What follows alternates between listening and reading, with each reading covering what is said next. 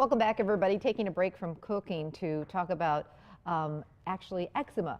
October is Eczema Awareness Month, and joining us to enlighten us a little more on that is Dr. Susan Kaler from Dermatology Associates. Good morning. Good morning. It's great to be here. Well, thanks for coming. First of all, what is eczema?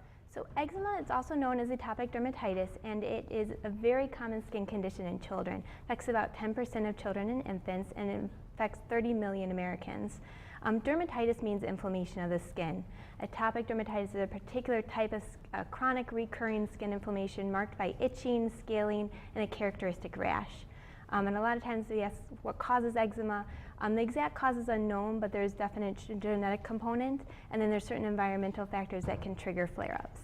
A friend of mine in college developed it in college, and really it's very, very difficult for her to get a handle on it. But you say normally it develops with little ones. Right, so most of the time it develops during childhood, usually actually between the ages of 2 to 6 months. 65% of all cases develop before age 1 and 90% before age 5.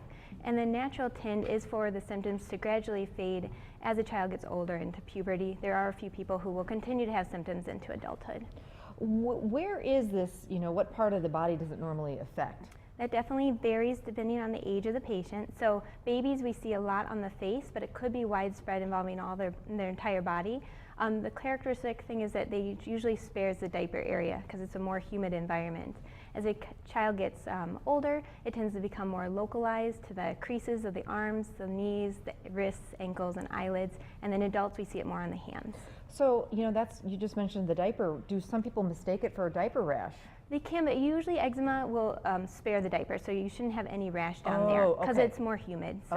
Okay.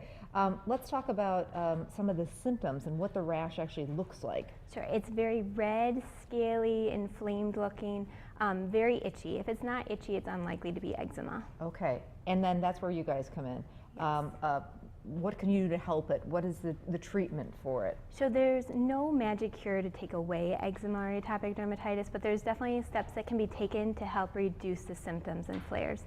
So I usually recommend daily baths, but definitely keeping them short, 5 to 10 minutes, lukewarm rather than hot water, gentle, fragrance-free, unscented soaps and moisturizers. So that's real important. Very important. And a lot of people think that baby soaps are okay, but actually baby soaps have a fragrance of baby. So yes, really looking for unscented, fragrance-free products. And you can find those. Used to be that they were harder to find, and now I think so many people have issues with that. Right. I mean, it's there. You may have to look a little bit for it, but and you can pick them up all. You don't have to go to those specialty stores. Right. Any drugstore is going to have them. Another thing is to moisturize within 5 minutes of bathing, really to lock in that, the moisture on the skin, patting dry rather than excessive scrubbing or rubbing.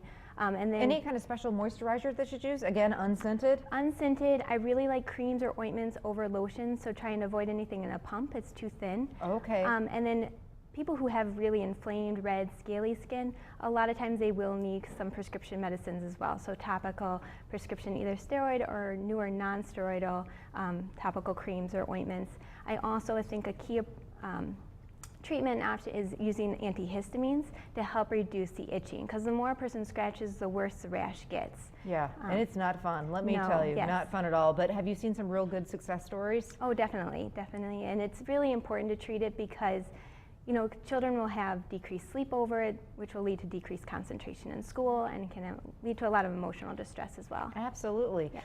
Dermatology Associates has offices all over Northeast Wisconsin. They can hook you up and set you up and help you out.